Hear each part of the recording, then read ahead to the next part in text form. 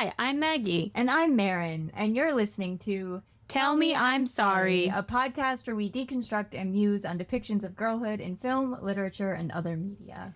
A feminist celebration of pop culture, the audacity of youth, and the ways we grow away from and into our bodies, beliefs, and dreams for ourselves and each other. And today we are discussing Shirkers.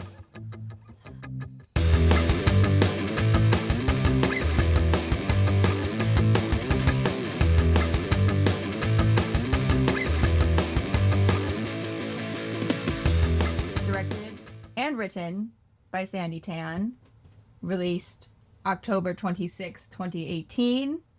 No poster tagline this week, but we still, of course, our friend Google. We still, of course, our friend Google. We still, of course, have our friend Google, who has provided us with this logline of the film, which Maggie will now read for us. Sorry, y'all. I'm so fucking tired right now. I'll be good in 10 minutes. All right. In 1992, teenager Sandi shoots Singapore's first road movie with her enigmatic American mentor, George, who then absconded with all of the footage. The 16mm film is recovered 20 years later, sending Tan, who is now a novelist living in Los Angeles, on a personal odyssey in search of George's footprints. I stumbled through that a little bit. Sorry. It's longer than usual. Yeah. I think that is an okay job. I think so too. There's many layers of aboutness. Yes. To this movie, which I'll get into when I give my little synopsis, that it would be hard to characterize it in one or two sentences. Mm-hmm. But obviously the entry into it is the mystery surrounding this former mentor. Right. Now, for your Marin synopsis, which I know is everyone's favorite part of every episode.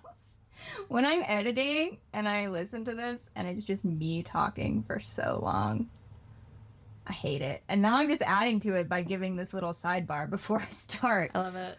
This movie that we're talking about is a documentary. So like lots of documentaries, it relies on three interrelated components: archival footage, voiceover narration, and the classic talking head interviews. So when the film opens, we learn that Sandi, who is the narrator of the film, was a teenager. When Sandi was a teenager in Singapore, she and her friends Jasmine and Sophie all took a film class taught by a man named George Cardona.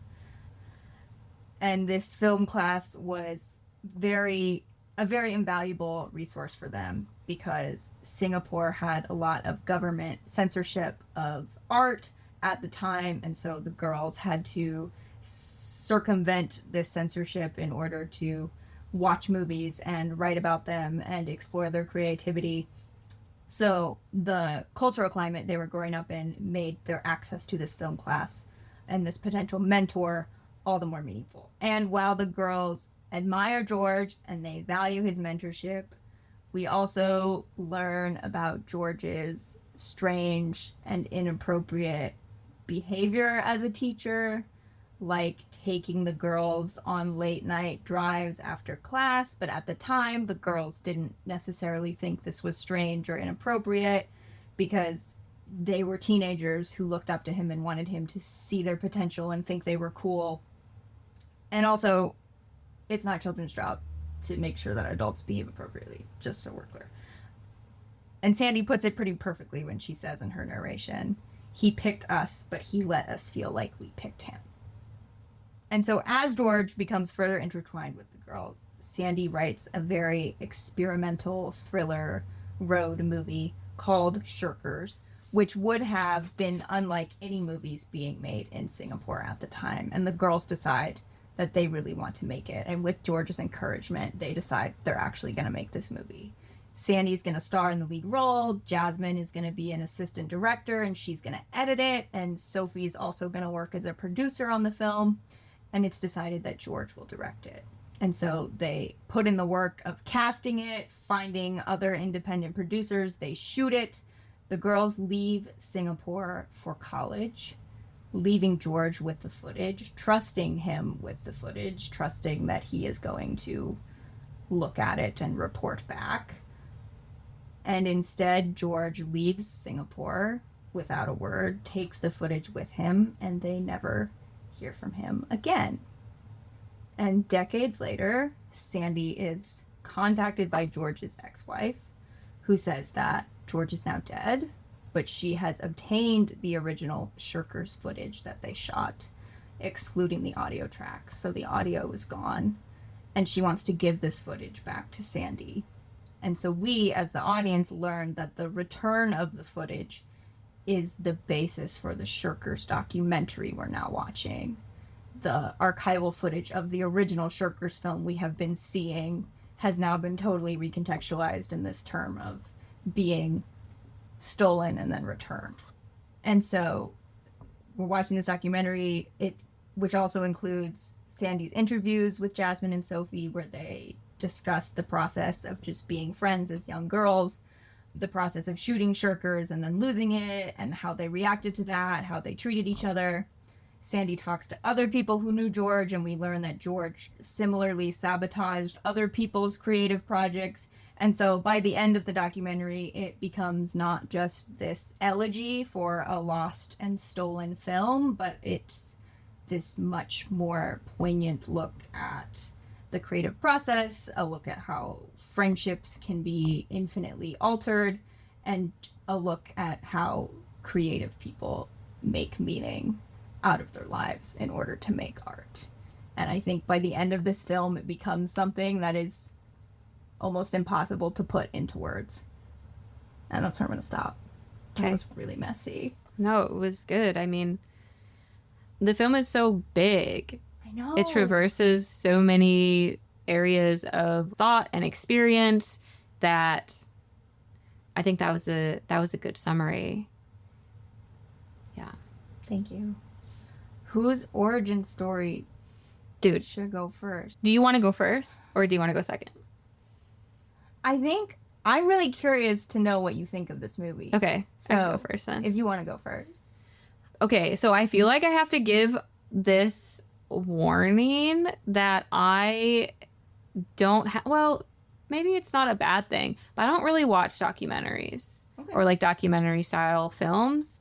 I'm always like, I could have just read about this on Wikipedia. That's how I feel about a lot of documentaries, that they don't really, like, I don't need the visual language to understand the story. Obviously, the story is bigger than that, and it requires that we watch it because the film is integral to it. And because this lost film, like this archived footage from this lost film that is soundless, is what the documentary is about, even though its aboutness is larger than that, you could not tell this film in any other way. Sandi Tan had been asked to write a memoir, right, about this experience. And she just, like, I don't know that she's ever done that. I don't think she did. And I'm like, that really makes sense that if that never felt like a legitimate way to describe what happened, because you needed this. And so, but also because this archived footage was included and needed to be included, it can't really be placed within a genre of documentary style filmmaking. It's more than that. It's different. It's beyond that. It's better than that, in my opinion, as someone who just doesn't like documentaries. So that's purely opinion. That's, you know, not good criticism. That's just me. I was not prepared for how it kept opening and opening and opening in different ways. And that was really beautiful. I also was not prepared for it to feel so nostalgic to me, because the time period in which it was shot, I felt taken back to a time. I love the collaging of, you know, it was like aesthetically, that is what I'm into. Yes. So yeah, I was very into it, and I was like, oh, this needed to be a documentary. If you're gonna make a documentary, it better be this fucking good. Or don't bother. I love what you've said. If I could just respond to what you just said before I get into my own history with the movie, that it has to be a documentary, because I hadn't even considered that. Like, to me, it's like, oh, it just is a documentary. You know, it is what it is. I don't watch a lot of documentaries, but I like them. I occasionally have been known to see a documentary in the theater. If I'm okay, you bet your ass I saw the Mr. Rogers documentary in the theater in 2018 while there's 300 people sitting in there. We're all bawling our eyes out. Like, I needed to be a part of that experience, okay? But I appreciate that perspective coming from someone who doesn't naturally gravitate towards documentaries, which I had no idea about that when I picked this movie. Okay, so I remember when this movie came out, I was a sophomore in college, and I don't know how I heard about it, but I remember so vividly Friday night, my sophomore year of college, sitting in my bunk bed, watching this movie on my laptop in Sculpey 205. And I didn't have a strong reaction to it. I was like, that was pretty good. And then I just kind of moved on with my life. And I think I was just at this point in my life as a creative person, I guess, where it just didn't unlock. The movie didn't unlock for me in this really profound way. But I liked it. I was like, that was good. And then, fast forward however many years later, we're in the MFA, and I am slated to teach a class for undergraduates, and it's a class that I designed from the ground up. And the concept for my class was heartbreak narratives. So it was a creative writing literature based course, focusing specifically on what I called the autobiographical heartbreak narrative. So we were mostly reading personal essay, memoir, poetry that the authors had explicitly stated was rooted in real life experience. But as I'm planning my syllabus, I'm like, okay, eventually 3/4 into this class, teaching this class, I'm going to be really fucking tired.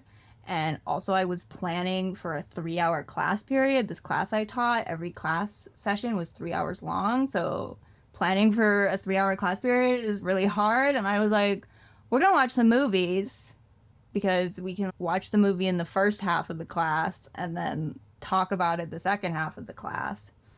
And this movie re-entered my consciousness. And I was like, that is a movie that is about heartbreak. And it's about art being almost this cause of heartbreak, which we often think of art as being a balm people seek in response to heartbreak. So if the art itself is part of what is causing the heartbreak, that's a whole other can of worms. We could really get into that. So I put it on the syllabus, and I was teaching in this lecture hall.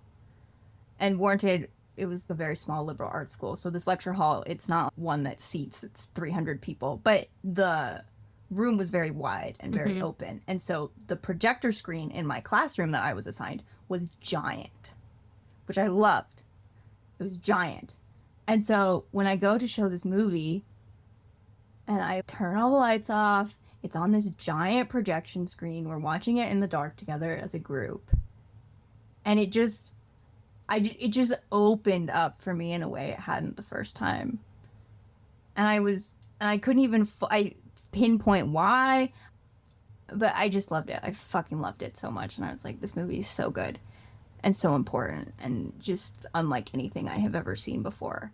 And then as I was reflecting on that memory in preparation for this episode, I realized that I think part of what was so opening about that experience was that being in this really dark room with all of these other people on this giant projector screen, it felt like I was in a theater watching the movie, which is obviously an experience they were robbed of having once the footage got stolen. And so now that finally makes total sense to me.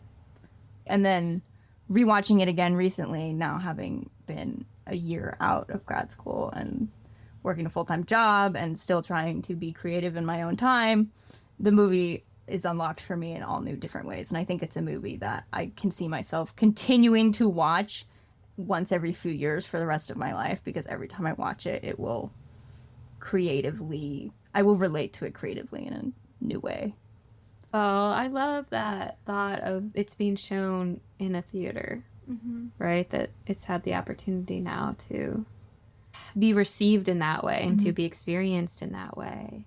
And I hope that I am up to the task of explicating the argument, not necessarily argument, but the conversation I'd like to have about it. I feel like it's going to be, full disclosure to all of our thousands of fans. Thousands of fans. I don't know. I'm like having a really difficult time reading in general lately, formulating what I think about the world, formulating my thoughts around it. Like the ongoing genocide, in parentheses, the ongoing genocides around the world, really perpetrated on other countries via my tax dollars, right? Yep. Via our fucking country. Yep. It's an election year. I'm having a really hard time engaging with art. That's it. That's the end of my sentence, honestly. No, that's perfectly understandable. And when I was coming up with my notes, I felt like I had, in my head, I was like, I have so much to say. And then when it came time to actually outline those ideas, it was hard. So, same. We're just here. Yeah, we're just here. We're just talking. Hey, we're here and we're talking. And we are going to talk about art at whatever level we're capable of, given the political and economic and landscape of our entire world. Yes. I do have some things I want to talk about. I brought in the same book that I used for our last film because it's a book of essays.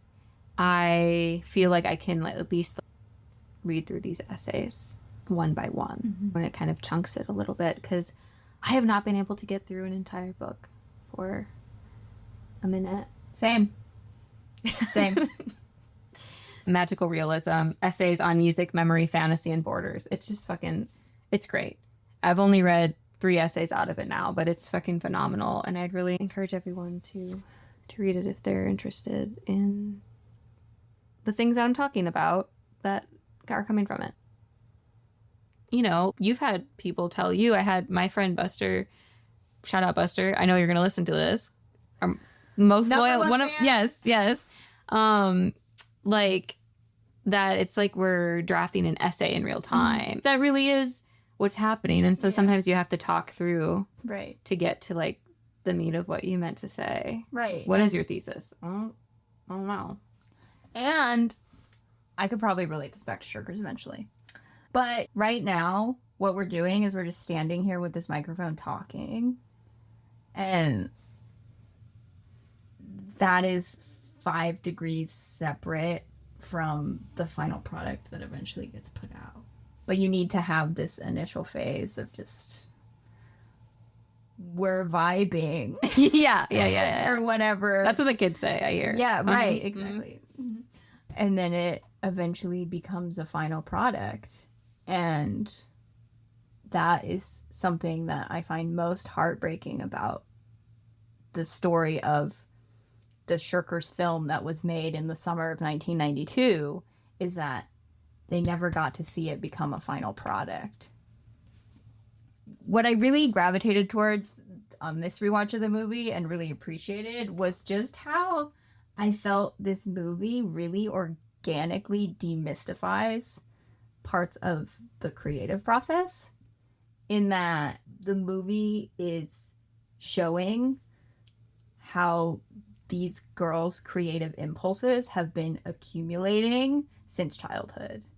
There is this invisible string connecting the artists they are now to the kids they were, making these very punk zines or running an underground VHS tape distribution system to watch and share movies that were technically censored by the government.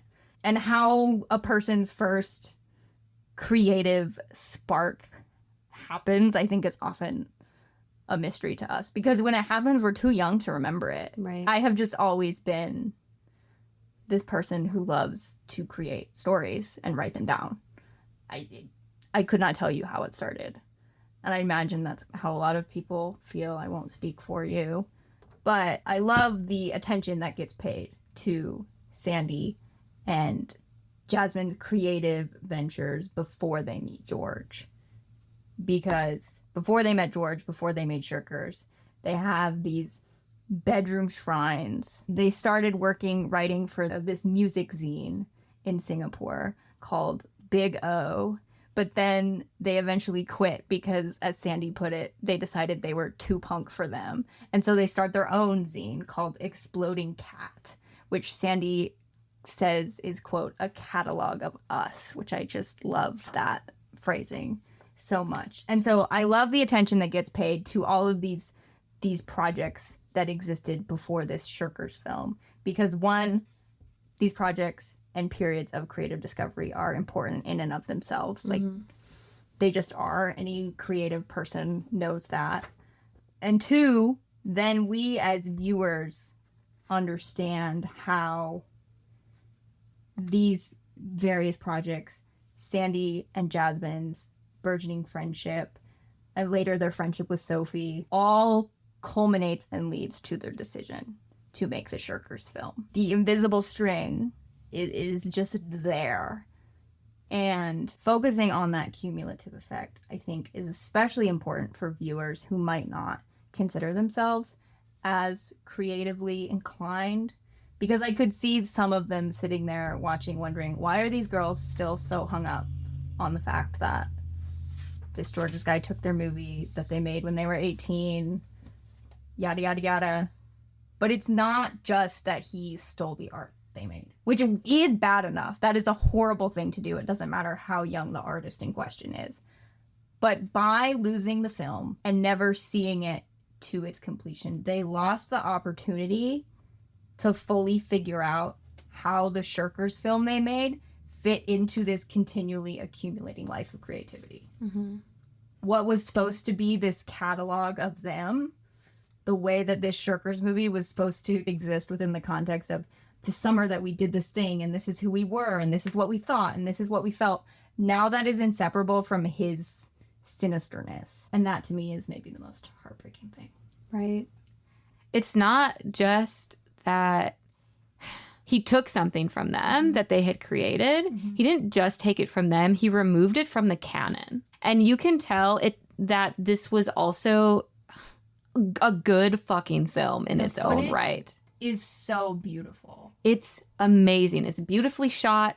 You know it belongs, and they know it too. These women, Jasmine and Sophie and Sandi, right, as they're talking about it, you know that they know also, like, this was good. This was really good work that they did. It would have had a cult following. It would have been, it should be in the fucking canon. It should be. And that to me is like the worst part of it, is that he removed it from the canon and it was fucking good. That's such a good point, because on top of that, you can see how they just forged ahead before he stole it, just forged ahead and were like, we're gonna make fucking space for ourselves in this canon, because we're living in a country that wants to censor our access to art and censor our ability to make art. We're gonna fucking do it anyway. So we're gonna make Singaporean cinema a beast to be reckoned with. We're just gonna do it. And then also, they talk about how George loved the French New Wave, and so I loved the French New Wave. And when you see these snippets of the different zines that they've made and their notes to each other, at one point one of them wrote, "We're gonna be the Coen sisters, I swear." These influences that were around them were predominantly white male cinematic influences, which is fine, but they were like, we're gonna look at what these men have been doing and we're gonna do our own thing. We're gonna make a name for ourselves doing making a movie that we haven't actually ever seen before. And so the fact that they had that audacity so young. I like what you just said too about it was it was intentional, like what they were doing. Mm-hmm. They knew. At one point, did Sandi Tan refer to them as pioneers? Mm-hmm. I believe. And they were, and they knew it at the time. And here, it made me think, before they even made this film, they had that Exploding Cat magazine. Right. And they kind of did the same thing there, right? They were making work for Big O, but then they were like, it was a boys club and we were too punk rock for them, so we started our own magazine. And this, she says, as the guy who, what's the guy who is, whoever the creator of Big O is, mm-hmm. like, is her friend. And she's interviewing him. And she's like, but it was a boys club. I love, this is a little tangential, but her and Jasmine and Sophie, just their forthrightness to put the truth mm-hmm. into the world. Mm-hmm. Sounds like a really obvious thing, but it is really something mm-hmm. to watch. They hold the world accountable and they hold each other right. accountable. It is so beautiful. And I wanted to ask you about that dimension of the film, because Sandi is the director. Sandi is credited as the writer of the documentary Shirkers.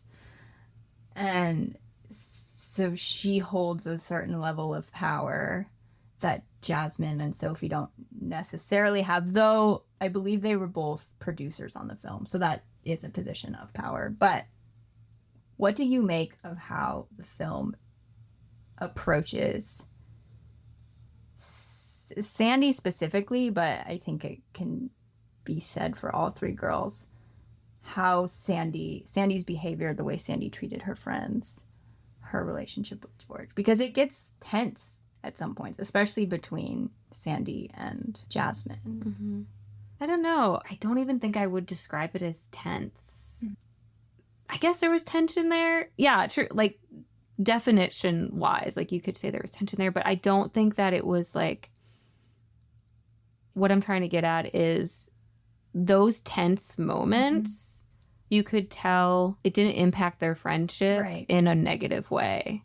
You have a responsibility if you're in a relationship with someone else, mm-hmm. a friendship, regardless of what type of relationship, to hold them accountable and to allow other people to hold you accountable mm-hmm. for the way that you've treated them. You can see by the end of the film that Sandi has reflected mm-hmm. on those relationships and how she treated them. And I think that historically, when I was younger and I had like little creative projects, even as a child, like, I was the Sandi.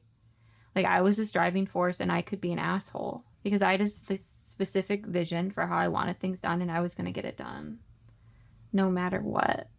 And I saw myself in Sandi in those ways. And I wonder if that gives me a bias in feeling that the way the documentary plays out is a fair representation of her character. Because, to provide context for people who haven't watched the movie, Sandi is interviewing Jasmine and Sophie about what they remember from the actual process of making the Shirkers film. So this is even before George ran off with the footage and disappeared. And they have records of these progress reports Jasmine would make that would detail the ways in which George was behaving erratically or the way in which he was going off of schedule. Things weren't getting done on time. He wasn't being receptive to feedback. He was like running out of money and kept telling them, we'll get the money, and just not being forthright about things. And they talk about how Sandi was then presented with these reports and would just ignore them. And Jasmine says at one point, you just wanted it done, you meaning Sandi. You just wanted it done at any cost and were willing to burn things just so you could make your film, which I found that moment quite illuminating. One, the use of your film. There was already this hierarchy, perhaps, that had been developed. But also, it just makes me think about how youthful determination is so powerful and valuable. Like I said earlier, with them being so young and having the audacity to just be like, we're going to make our own canon and it's going to be this thing that we're going to do. That's so valuable and you need that. But I think it also can be really limiting. Or it can sometimes result in you making mistakes that you had to make in order to become a better person. But then the fact that those mistakes still happen also puts strain on relationships and is sometimes something that haunts you forever. And that helps me formulate my thoughts a little better too, which is that I think the film does well in portraying, there's a character arc, obviously, because, and I know that they're real people. I understand it's a documentary. I get that, but they're still being characterized to us. We don't have a full understanding of who they are as people or their full experience. So that's why I'm not saying this to like dismiss their humanity. It's the opposite. I'm saying they're full humans. I only know them from this 90-minute film. But what it does so well is just because George is the villain, it doesn't mean that they don't get to make mistakes and that they don't get to be human and have maybe done things wrong or not treated each other as well as they could have. And I think this documentary easily could have just been all about how George was a piece of shit, but then this documentary would have been about George and not about the film and not about their friendships and not about all the aboutness that it opens into. There was this one moment between Jasmine and Sandi where I felt like they were both right, which feels like it could maybe be impossible, but it's one of those things where it has to be possible that they can both somehow be right. Which Jasmine expresses concern that, I think she even uses the word microscope. She's like, you're going to put everyone under a microscope and we're going to hash all of this out again, and you're not going to put it on yourself. But the rest of us are going to be in your little terrarium with you looking over us, deconstructing everything. And Jasmine says, I don't know how many times I can tell you that the experience of making that movie was hard and the experience of losing it was hard. It's always going to be hard. I don't know why I have to keep telling you that it's hard. And so in that moment, she's kind of almost challenging the entire project of the documentary. Now, obviously, I love this film. It is a piece of art that so clearly needed to be made for the sake of, I think, Sandi, but also other people involved. It's this project that has also percolated with time. It took 20 plus years. She wouldn't have believed it when she first lost the original Shirkers footage. But eventually, with time, she was able to be like, okay, here's how I can still make art out of this. And I think that is a pursuit that is always worthwhile. And so I don't think that the overarching project of this documentary is something that necessarily should be questioned. I don't question it, but I also wasn't involved in this thing. But I also totally understand where Jasmine is coming from when she's like, how many times can I tell you that it was hard? Now I'm saying it on camera that it's hard, but you've known for 20 years that it was hard. And she doesn't say she's sick of talking about it, but I get the feeling that maybe she is. Because I have been in situations, and this totally like different scenario, but certain people in my life who have taken umbrage with how I have been treated by other people. And those people who love me, and it comes from a place of protection, they can't let it go. But I have let it go. And I'm like, some of these people that you're mad at because they treated me horribly are literally dead now. Let's just let them be dead and move on. So I also, in that moment, I'm like, yeah, Jasmine seems right. But also, this movie is right, and Sandi is right for wanting to have made it. And I think I just have to let all of those things exist together in the ether. I mean, all of those things are true because this film is a whole. Mm-hmm. And Sophie talks about how it's missing when she goes back and she watches the film, she's like, it should be there. Like, Shirkers should be right there. She feels its absence. I think she says that. And that is what is so difficult about this film, is because it is just hard. It's not even necessarily one of those stories where, I mean, of course, maybe their lives, I imagine their lives would look different if this film had been made. Even in its absence, though, they all have careers and lives and careers that are creative and have to do with film. And like, something I do find profound about this documentary is that at no point do they have a conversation about, oh man, if we had made this film, we would have been rich and fucking famous and it would have been, no, they were in service to the fucking art. Yes, exactly. The entire time. The hole that they feel isn't in their own lives. The hole that they feel is where the film should fucking be and isn't. Oh, that's so astutely put. Because when you were saying earlier where you were like, I think I'm a Sandi, I think I'm a Sophie, in that I want to get dinner with that woman so badly. Because it's revealed at the end of the film that she is an assistant professor of film at Vassar. She is doing great. And the way it's revealed is that when Sandi is interviewing Sophie, she hands Sophie a note that Sophie had made about the script when they were prepping to start production. And Sophie is like, I literally haven't seen this since I wrote it. I have not seen this since the summer of 1992. And she's reading it and she's smiling and laughing. And she's like, wow, this little note really does contain the kernel of my profession, the kernel of who I would become. Because already at 18, I'm parsing the symbolism in your script and analyzing it, and now that is what I have done with my life. And you know, Sandi has now written and directed a movie, and Jasmine works as a screenwriter, and so they still got to become who they were on the path to becoming anyways. But that doesn't make the loss of the film any less palpable, because I also love, and I wanted to know what you thought of this word, in talking about the documentary. When she's being interviewed, Sophie tells Sandi, she says, you're not giving Shirkers a new life, but an afterlife.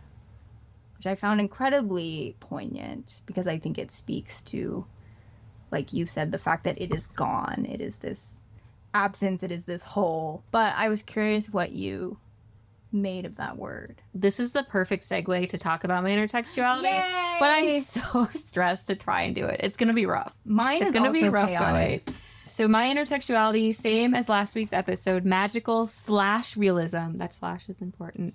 Essays on music, memory, fantasy, and borders. The essay that I read for this week's film is called After the World Breaking, World Building. Okay? This idea of this film being an afterlife rather than having a new life. I think that applying this essay to that statement it feels true to it. So in the essay, we're being walked through definitions of magical realism and fantasy. And so to start with, the way that we are understanding magical realism for the sake of this argument is that magical realism is set in our world and fantasy is set in a constructed world. So with fantasy, the entire world has been built. Magical realism, there's magic in the world that already exists. So we don't need to spend time explaining what that world is. Through this sort of argument about what really is fantasy and what really is magical realism, our writer talks about how fantasy is really situated in these Western ideas of colonialism. They're imagined worlds that still rely on the power of indigenous people's ancient knowledge to bring to the modern day, and then somehow somebody saves the world. And also it feels like very individualized. That's not necessarily a word that is used, but That's the sense I get as well. Whereas magical realism is coming from this place of there is actual violence in the world already. Maybe I'll just say what I think about it, and then I'll apply the essay's logic to it. Okay, so this documentary does not feel futureless, but nor does it attempt to create one. It's a genre all on its own because it's forced to be. It can't fit inside our expectations for what a documentary looks like, and nor can it fit inside our expectations for what the film should have been. It has to become something else. So that's what I mean when I'm saying it's not futureless, but it's also not trying to create one. It has this afterlife. It's already dead, right? To maybe be too literal with the metaphor, but for sake of explanation, the film has already died. It's been killed. It's been removed. It's been taken. And yet here it is. But then we're watching it, though. It's like a specter. Yes, yes. So to go back to that, this idea of it not being futureless, but also not trying to create one, it's because we are already living in the film's future. We don't need to create a new future. It's already here. The future has already been created for this film. So it's like transcending time. It's acting beyond any genre because it's already existing within its own future, and a future in which a new one does not need to be created in order to honor the past. A new future doesn't need to be imagined because it already exists. So now I want to talk about how I got there through this essay. This is a good quote from this essay that speaks to that. This to me is the root of magical realism. Fabulation. The fable, the myth, the fantasy. So fabulation as the radical, reparative speech of the counter public, for whom documents are often an absence, and records an echoing silence. It is the story that emerges from the scant evidence left at the scene of the crime, adding layers of context to what we can never know so that we might know. It is no wonder that critical fabulation and the speculative make up the narrative mode that most lends itself to writers contending with trauma, personal and generational, remembered and felt, believed and unbelieved. So magical realism is a genre of reparation, and one that knows the world is not going to repair it. Not only does it know that the world is not going to repair it, but that it can't, because it's actively happening. She actually goes on to talk about how this idea of post-traumatic stress syndrome isn't really applicable in so much of the world because they are still at war, or the war is happening there. It's a very Western notion of mental illness, that it's post, that, oh, the trauma has happened, we're past it, and now I'm experiencing the reverberations of it. And so I think that understanding of an idea of the before and after of trauma also really helps understand the power of this documentary, because it's existing in both worlds. It's never after the trauma. It's always with us. But we do get glimpses of what it was like before.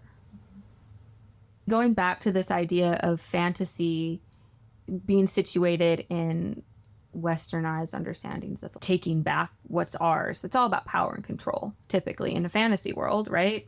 Whoever wins is they won a kingdom. Mm-hmm. I couldn't tell you last time I read a fantasy book, but sounds right. It's not a genre I really read a lot too, and I can totally understand why you would be into it. So this isn't a value judgment on that at all. This is just more a philosophical treatise, and the essay doesn't just say fantasy is bullshit and has no place in the world. That's not the argument that's being made at all. Another quote here. So, in short, both genres look to history, but from opposite positions.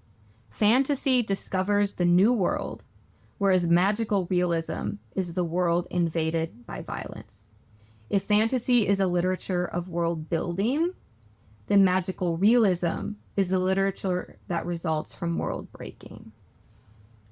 I guess inherent to everything I'm saying is, if I had to categorize this, it's a kind of magical realism. We have the magic of the film situated in the real world, but it's even defying that categorization because, again, it is futureless because it doesn't need a future because we're already living in the film's future.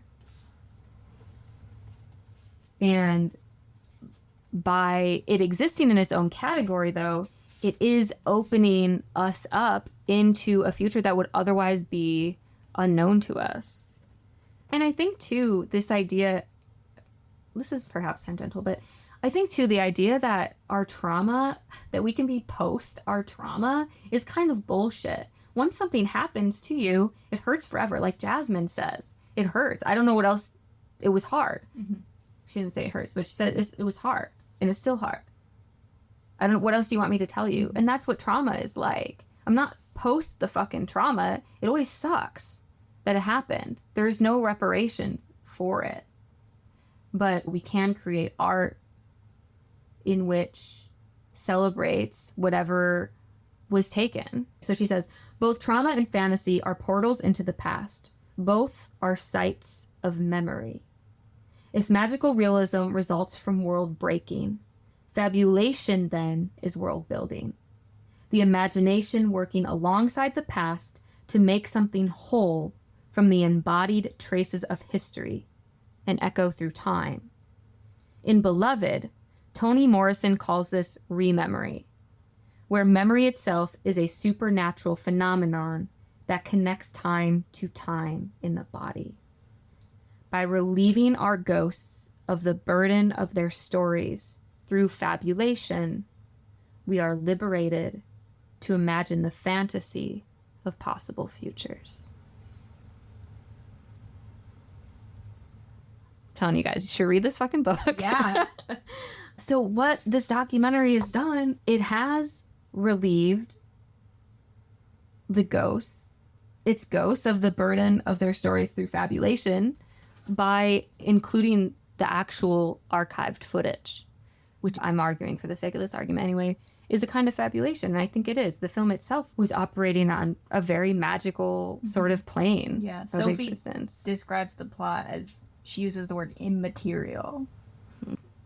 It's boundless. To borrow a word from the Lost Daughter episode, there's a boundlessness to that film, but you are never able to access it entirely because we don't get to see the whole thing, because they're left without sound. Even though they get the footage back, there's no sound. So by relieving our ghosts of the burden of their stories through fabulation, we are liberated to imagine the fantasy of possible futures. And to say again, and I feel like I keep repeating this though, we are imagining the possible futures in which those futures already exist. And I think that that's where this film is doing the most work. It is a form of reparation, right? There is something reparative in having created this documentary. You can see that, at least I think it's fair, not to speak for her, but I think for Sandi Tan, it has been. Like, towards the end, she talks about how here are all of her friends, here are all the people she cares about. And she's able to sit with them and talk about the film and see them in the film and live into the future of that past that she didn't even really get to live into as it was happening because it was taken from her. That was so great. I have two things I want to respond to, as you can see by these very messy notes I have just scrawled. Okay, what you were saying about how the film is futureless because we are already living in the film's future, but also at the same time the film isn't trying to create it. Is that what you said? Mm-hmm. I was trying Yeah. Okay. You saying that, you said it a lot. It became this refrain. It was one of those. I'm like sweating now. I was like, You were going. You were into it. Like it was. I can see the adrenaline rush is coming down. You saying that, it made me think of a word that Sandi uses to describe George. And part of me's like, do we even need to fucking talk about George? But I think we do. I want to say what I'm gonna say. She uses the word porous to describe him.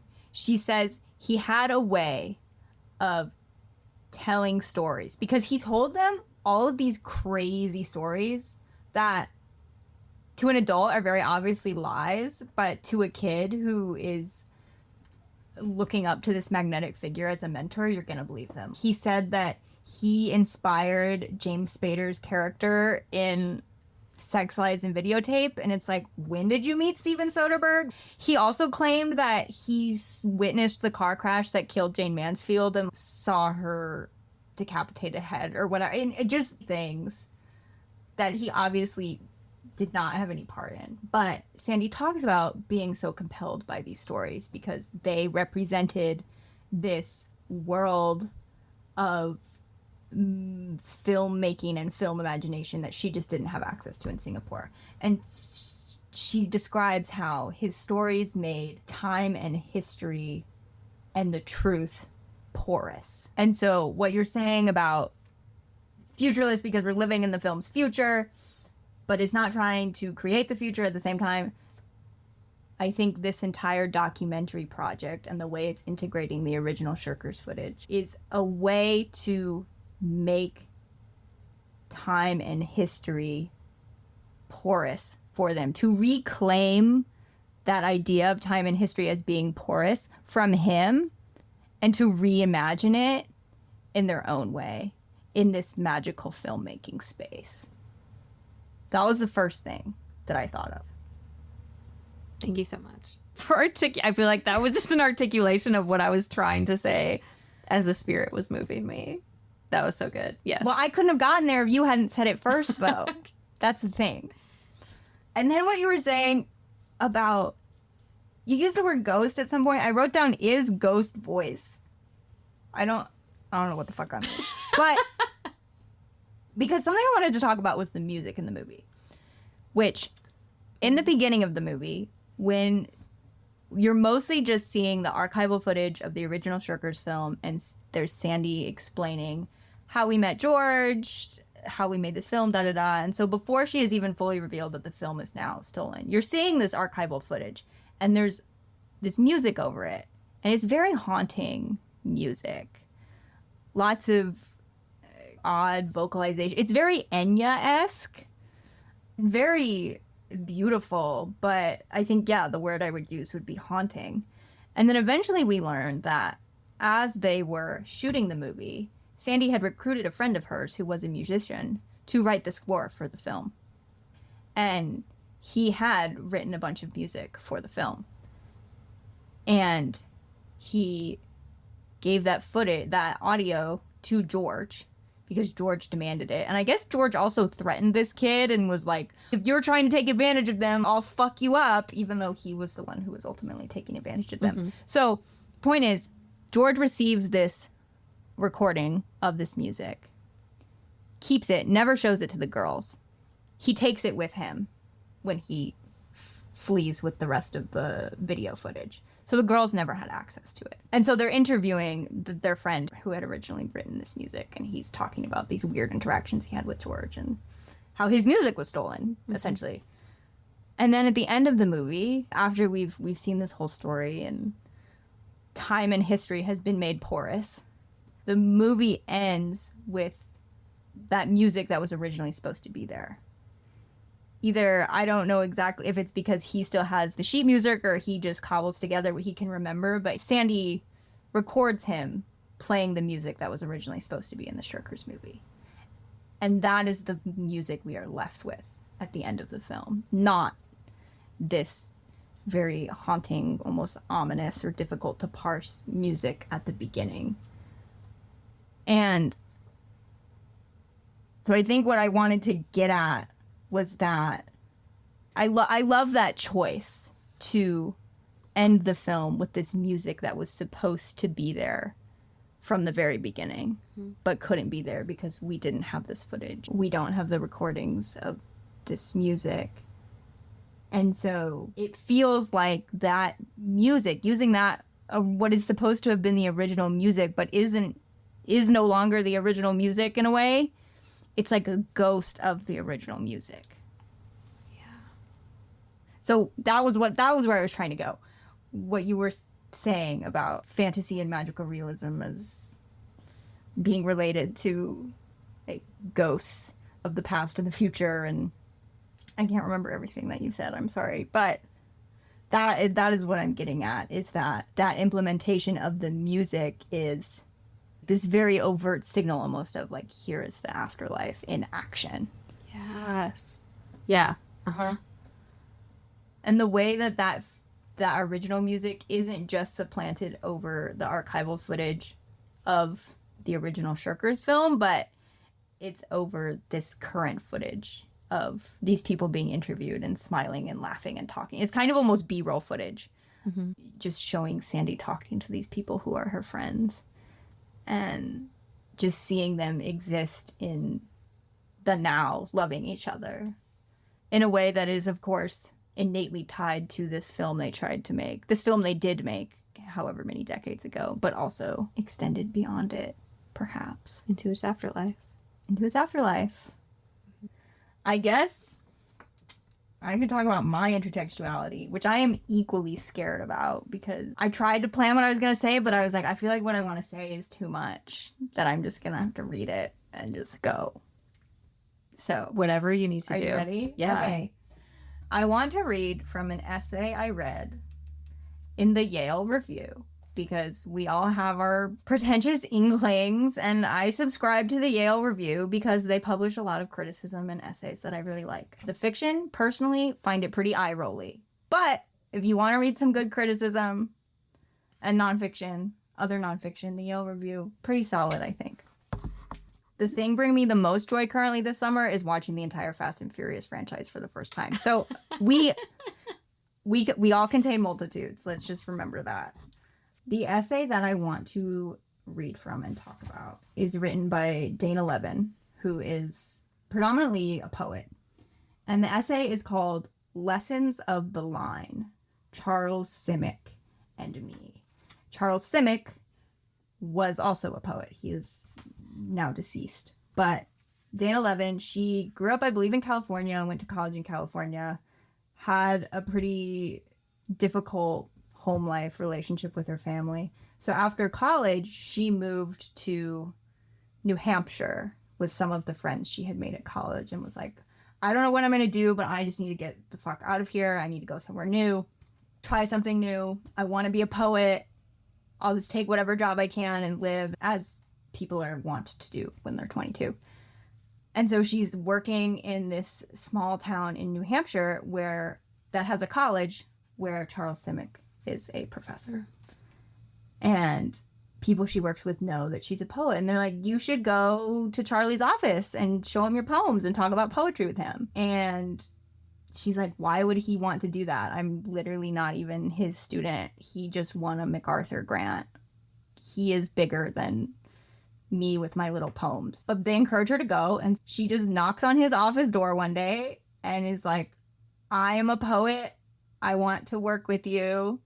Will you read my poems? And they just had this really wonderful mentor-mentee relationship for years, where she would just go to his office once a week for like an hour and they would talk about poetry. And specifically the focus on the line break in poetry, which I will get into later. So that's the context for this essay, which I want to read almost like a whole page from it, if that's okay.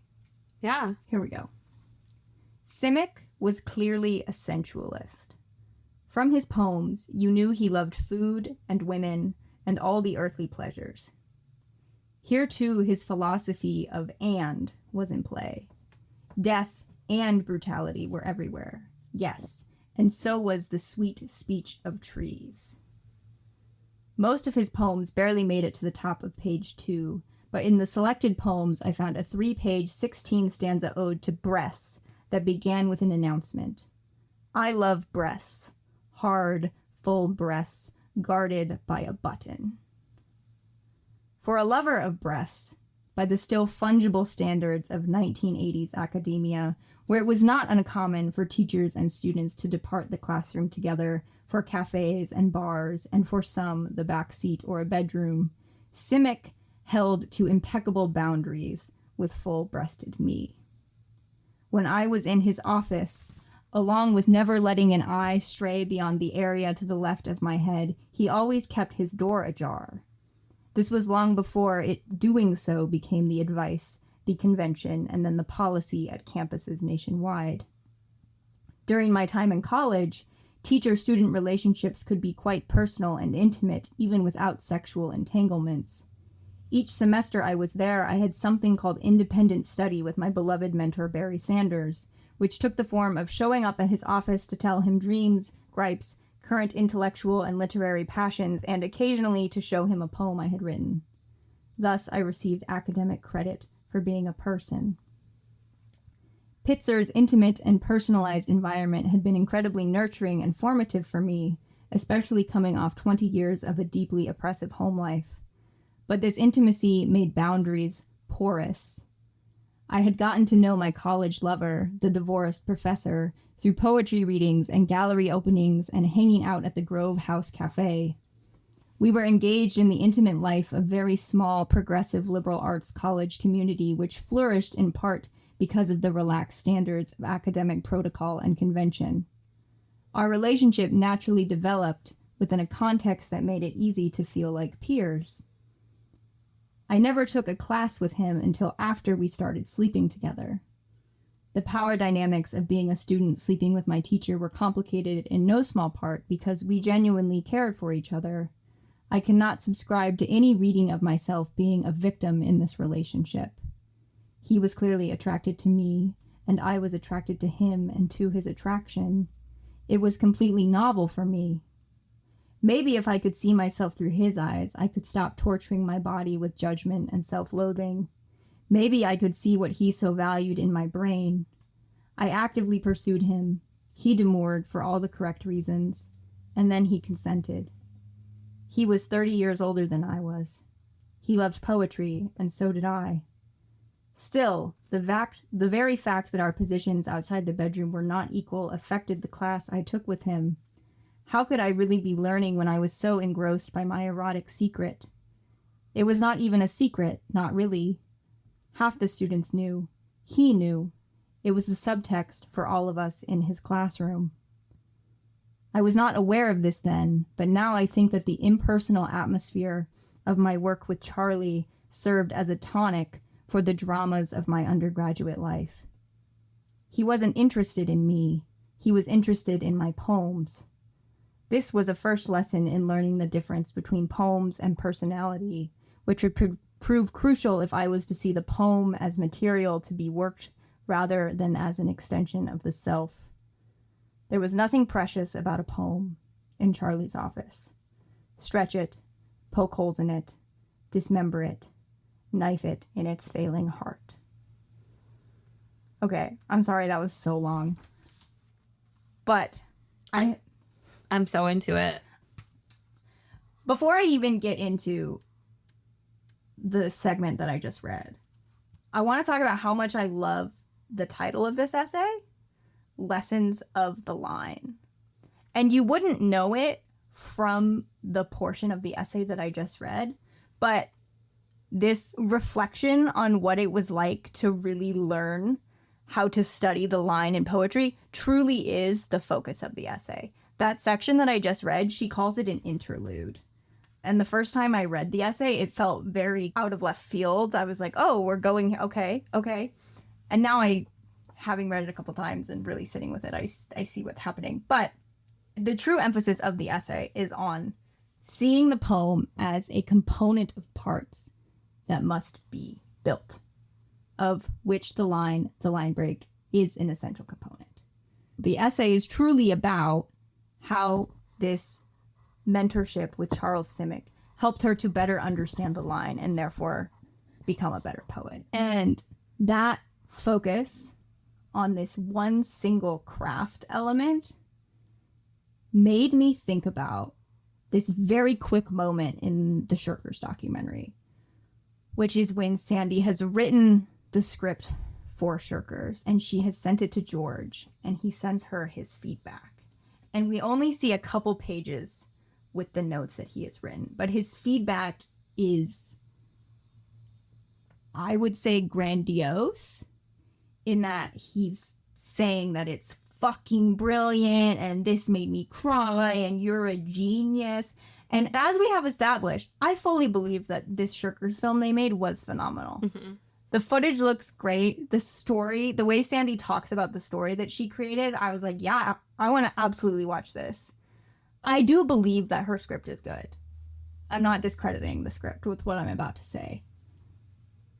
But when I see those comments that he made on the script, I just can't help but think of how he failed as a teacher on so many levels. Because obviously we know that he was a predator. So he was using this bombing of praise as a way to gain power over them. To be like, if I give you all of this praise, then you're going to trust me. Mm-hmm. And you're going to let me worm my way into this project, and then I'm going to eventually take over and do whatever the fuck I want with it. So there's obviously that angle at work. But I also just feel like that praise that we saw him giving her is indicative of how he failed her on this practical level, because I don't think his goal as a teacher was ever to help her become better. It was never to give her the practical tools for screenwriting or film directing or film producing so she could get better and she eventually one day wouldn't need him anymore. Because that is what Levin's essay is at its heart about, is how he helped her understand these very practical tools of poetry. So the point was that one day she would be able to take those tools herself and she wouldn't necessarily need him anymore. And as the older I get, the more that makes sense to me.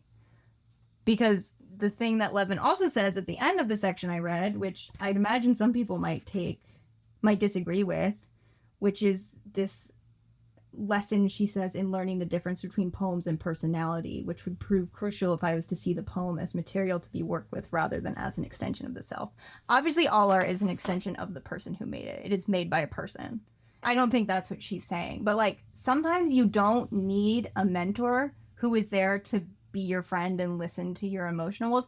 I just need you to tell me which paragraph feels lazy, which transition isn't working, which character is underdeveloped. That is what I need. Because George was existing with these, what I can only assume are nefarious intentions, he was not providing the bare minimum of what a teacher should have. And the other thing that I wanted to say is because, like I mentioned, she calls this section where she talks about the strange fact that Charles Simic never hit on her or made sexual advances towards her, or the fact that their relationship never felt erotically charged and he took advantage of that. The section that I read from is called Boundaries, an Interlude. And the first time I read this essay, I was like, did I even need that? Because by including this section, there's this understanding that all readers are going to assume, oh, you were a young woman being mentored by a much older male. Eventually, he's going to be a creep. So you have to go out of your way to be like, he wasn't a creep. In fact, he was one of the few mentors I had who wasn't a creep. And so at first I was like, is it almost more powerful for it to not even be part of the conversation? Mm-hmm. But then I was thinking, I was like, I probably would have expected it to be about revealing that he was eventually a creep. And so she had to go out of her way to explain this. I have a similar feeling when I watch Shirkers, where I want him to not be a creep, but I know he's going to be a creep. And I knew from the very beginning he was going to be a creep. Mm-hmm. And it made me actually think about something you said in our Support the Girls episode, where we talked about how shocking it was to us that a man was able to make such an empathetic, warm, humane film that captured the day-to-day experience of being a woman. And you said, I would like one day to not be shocked by that. I would just like to assume that that's the expectation. Similarly, I would like for all of us to just assume it is the expectation that male mentors are not predatory towards their younger female, or not even necessarily female, towards their younger mentees. It doesn't matter what gender it is. It happens all the time. When they're obsessed with holding power over you rather than showing you how to imbue your creative power yourself, that's the most tragic fucking thing. And it's not hard. All Charles Simic had to do was sit down with her and talk to her about how the line is working in poetry. Mm-hmm. And it opened up her whole fucking world. And so I just also imagine what George potentially could have done for these girls. Because he clearly was knowledgeable about filmmaking and film history. He was the one operating the camera that shot all this beautiful footage. So it's like, you could have done what was right, and you could have been good at what you said you were doing. Mm-hmm. But you weren't actually doing that, and you ruined people's dreams in the process. I was thinking too about how, yes, George was predatory, and he didn't stop at just being a predator to young girls. It was other grown men. He was just a terrible person. And nobody really knows what his motivations were. He just kept making film and then fucking people over, right. Kind of, and making films and fucking people over. And then he would literally move to a different country so he could do it again. Because before he was even in Singapore, that was when he met that guy, right? Because that was when he was living in New Orleans. And he met some young man who wanted to be a filmmaker and fucked up that guy's film project entirely. And so Sandi interviews him, and they bond over the fact that George basically, he screwed us over in the same way. And then George fled to Singapore so he could do this to some teenage girls. Well, and then when he died, he had the 21-year-old girlfriend. Yeah. And he was also older. He lied about his age. Yeah. He was older than he said he was. I have said, I'm sure. I imagine in earlier episodes talked about age gap relationships where there is a power imbalance already in place via the structural framework of our society. I will always kind of raise an eyebrow. If I could raise an eyebrow, I will always kind of raise a brow at assertions that, no, really, he never crossed a line. No, it was included as an interlude because called Boundaries and Interludes. And obviously the entire essay, I mean, I haven't read the essay, but the title itself is playing with this idea of crossing a line and where is the boundary. Mm-hmm. And so I feel like by including that interlude, it is to say, yes, I can't say I was ever a victim. And at the same time, you've included it because it looks as though perhaps you were a victim of some type of predatory behavior, whether or not it was perceived that way. And I'm not someone who believes in telling someone they were a victim when they're like, no, this was consensual. Mm-hmm. We had that conversation in The Starling Girl, right, where those boundaries are so blurry.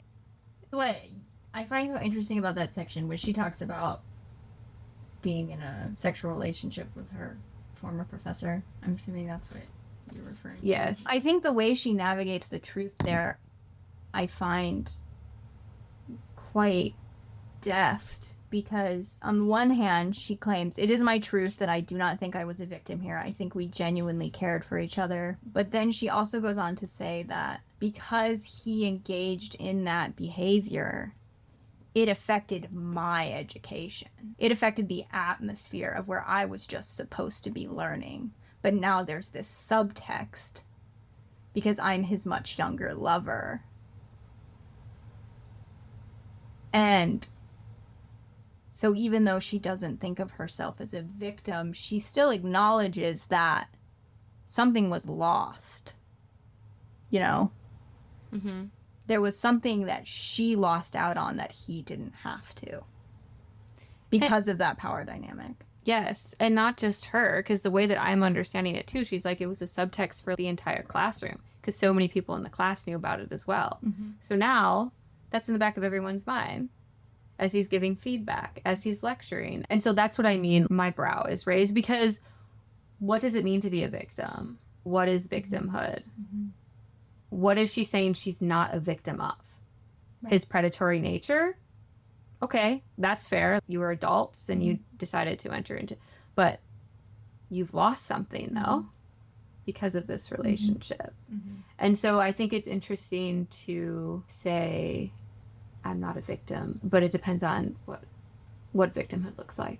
I can't remember if they use the word victim at all in the documentary. I can't either. But it almost feels like that word is...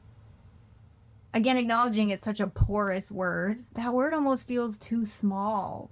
I agree. For what George put them through. I was going to say it's not big enough. So, yeah. Yeah.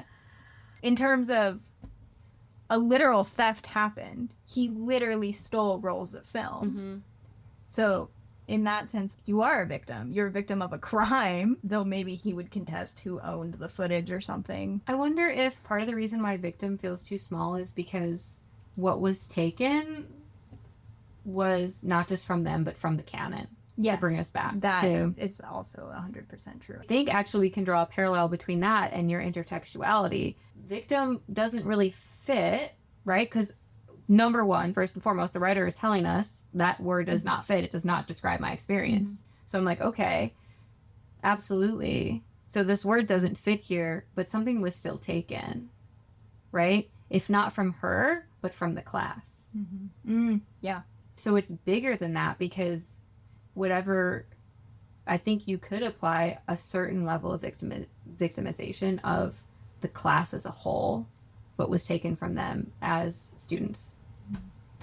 No, I think that's a really good point.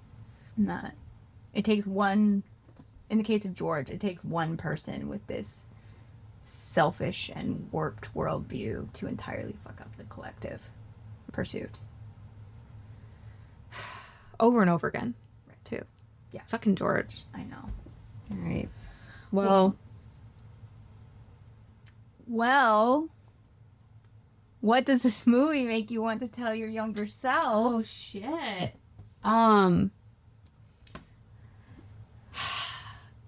It would make me want to tell my younger self that you can be an asshole sometimes.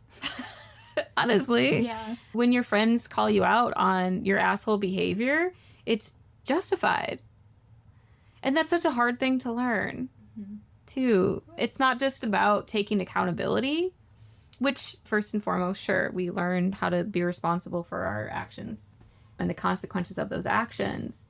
But even more than that, and I think what was an even more difficult lesson for me personally to learn, which I had this conversation with my friend Erin, shout out Erin, we kind of talked about this recently, is that learning that your friends sometimes feel negatively towards you because you do things that are annoying and that are flaws in your fucking character and in the way that you treat other people.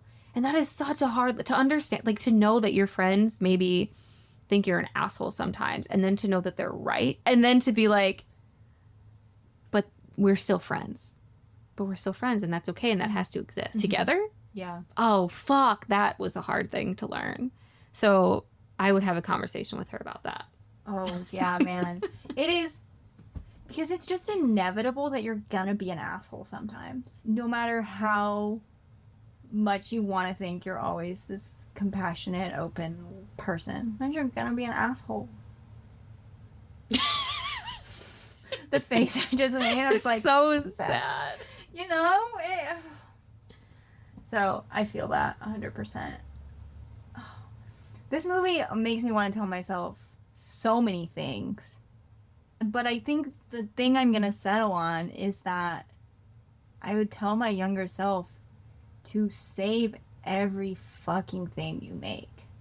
Those shitty little newspapers I would make on my old typewriter that I got from my aunt. It was my aunt's typewriter in college, and I was obsessed with having a typewriter, and so she gave it to me, and I would make these newspapers for my dolls.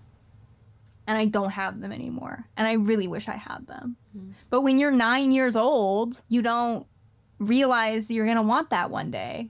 You're like, oh, well, this is for today. This was today's newspaper. Tomorrow there's a different newspaper. We recycled a newspaper in this house, so I'm just going to get rid of it. I was thinking very logically about it, I guess. And I wish I had all of that stuff. There's a lot of it I still do have. And when I was growing up, middle school age, we had a family computer. So there was a lot of stuff that I wrote on the computer that I still have. Mm-hmm. And there's some tactile handwritten stuff that I still have as well, but not nearly as much as I wish I did. And so what I tell myself now is that when it comes to my creative pursuits, it's not hoarderism. It's creative integrity. Dude, I love that. Because you know what this room behind me, I'm like pointing behind me, looks like with all of my archived work. I'm so glad for you that you have so much of that still. It takes up so much space. But and it's very chaotic. But it just exists. It needs to. I would tell her, like, you're building an archive, even if no one else is ever gonna see it. Yes. It's a catalog of you, and you're gonna want that shit, so don't throw it away. When your mom tells you to clean out your closet, be punk about it and say no. Oh, I fucking love that. All right. Well, thank you, everyone, for listening. Yeah. If you are listening to this and haven't subscribed, please subscribe on your podcast listening platform of choice. Please give us 5 stars if the spirit moves you to do so. Check the show notes for the secondary text we referenced. You can follow the podcast on Instagram at Tell Me I'm Sorry. And email us your musings and questions at tellmeimsorry@gmail.com. Please really actually do email us, because we want to eventually start doing a listener corner. Yes. Because there's a small but mighty group of you who do listen, and we know that. Mm-hmm. And sometimes you text us things about the episodes, but I just really want to receive fan mail. Yeah, just one email. I want one email. And, you know what movies are coming ahead of time, so it can be about the upcoming episode, or it can be about an episode that we've already done, a question about the text we talked about, or something else that we mentioned. What you had for lunch. Really anything. Truly, but we do want to start doing that eventually. Listener corner. If you send us your questions, then we'll talk about them at the end of the episode. And these episodes will be even longer. Yes, you get to spend even more time with us in your I was gonna say ear balls. Anyway, and you can follow me on Instagram. Well, here's the thing. Well, you can follow me on Instagram at _Saint_Margaret_. However, I just deactivated my Instagram for a period of time yesterday because I needed to just not exist in the digital space. But our Instagram is still up and running. And we are going to start posting a little bit more. So check back for some fun things. Yes. And if you want to follow me on Letterboxd, see all my ratings for the Fast and Furious movies, you can, because they're there. I have one more to watch. We're going to watch the last one that's out this weekend, and then you bet when the next one comes in theaters, my ass will be in that seat. Oh my God. Anyways, follow me on Letterboxd at Maren Harrington if you are interested in that. I'm interested. My interest is very My peaked. favorite ones are the second one, Too Fast, Too Furious, which is kind of a controversial take. Lots of people think that one's not very good, but I have my reasons why I won't get into now. And then I think my favorite one so far is the 6th one, Fast and Furious 6. How many are there? 10. Holy shit. I have never seen one. Dude. It has truly been the highlight of my summer is watching these movies. They're chaos.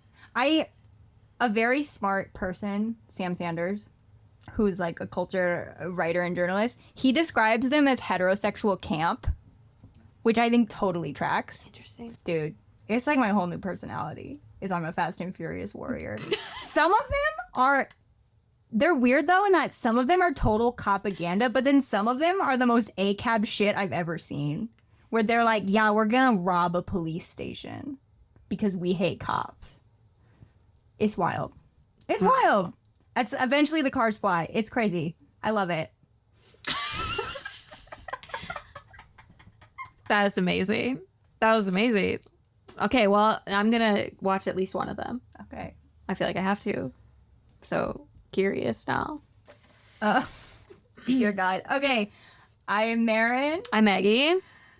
And you thought we were done after that whole segue. You're like, will these people stop talking? But we're not done talking. We're never done talking. There are things to talk about. Yeah. Mm-hmm. Like the movie that Maggie has picked for us for our next episode. Okay. Which is... Dude, I'm fucking pumped about this because I picked that this was going to be the next film before I knew you were going to pick Shirkers. Oh. Even. Okay. And so... the conversation is going to seamlessly move into this space for it. I just want to make my arguments right now. But anyway, it's got pretty bad reviews. Love it. In general. I'm excited. I'm pretty sure Makeup is the film I've picked that has received the best reviews of all the films that I've picked so far. And I think this one has received the worst. And I have an argument. I think it's because aesthetically it was an indie film marketed to the mainstream, and it should have been marketed to an indie audience. I'm fucking ready to go. Anyway, it just came out this year, and it's called Miller's Girl. I have heard of this movie. Oh my God. Wait. I know of this movie. I know what it's about.